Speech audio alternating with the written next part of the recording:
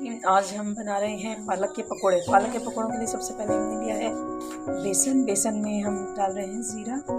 ज़ीरा डालने के बाद हम डालेंगे इसमें सोडा। सोडा डालेंगे 1 चुटकी।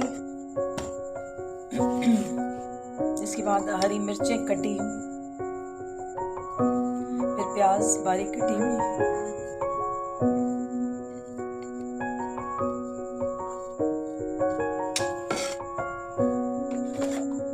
इसके बाद हम डालेंगे नमक हस्बे जायका। आप अपने हिसाब से डालेंगे क्योंकि बहुत से लोग कम खाते हैं, बहुत से लोग ज़्यादा खाते हैं, तो अपने टेस्ट के मुताबिक डालें। हम डाल रहे हैं लाल मिर्च पाउडर। इसके बाद हम पालक डाल रहे हैं।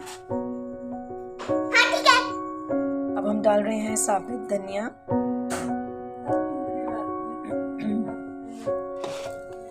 इसके बाद बेसन को घोलेंगे।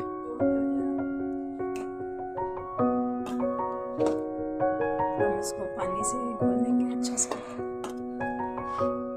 अच्छा, अगर आपने ना बिल्कुल फ्लफ़ी से बनाना है, लाइक जैसे स्पंज होता है उस टाइप का अगर आपने बनाना है, बहुत अच्छे से नरम से बनाने हैं, एक तो सोडा।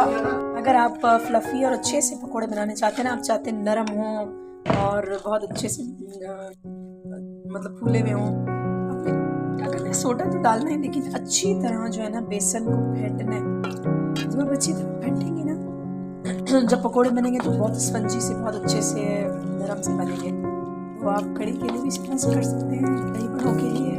और ये पकोड़े तो हम वैसे ही बना रहे हैं, आज मौसम बहुत अच्छा था, कुछ मेहमान हैं, हमने सोचा कि हम पालक के पकोड़े क्यों ना ट्राई करें और आप लोगों के साथ शेयर करें। आपने ना मुसलसल फेंटते जाना है, 2-3 मिनट अच्छे से फेंटेंगे ना, जो मैं कह रही हूँ आपको कि बहुत अच्छे फ्लफ़ी से मज़े के पकोड़े बनेंगे। क्योंकि अक्सर लोग कहते हैं हमसे सख्त हो जाते हैं पकोड़े, उसकी वजह कि या तो सोडा नहीं डालते या फिर फेंटते नहीं अच्छा सा। तो फेंटेंगे तो मुझे लगता है कि अच्छा बनेगा।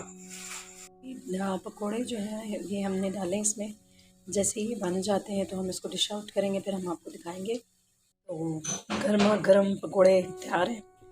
तो आप देखें कितने मज़े के लग रहे हैं, खाने में भी मज़े के हैं और दिखने में भी। आपको मैंने बताया था कि आप बेसन को ज़्यादा फेंटेंगे ना तो अच्छे से सॉफ्ट बनेंगे, खाने में मज़ा आएगा। तो देखें हम इसके अलावा जो है ना, इसके साथ हमने इमली की चटनी रखी है, रायता है और केचप।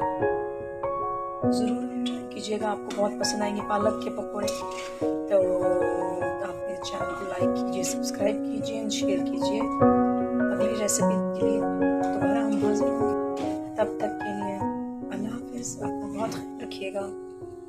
अल्लाह।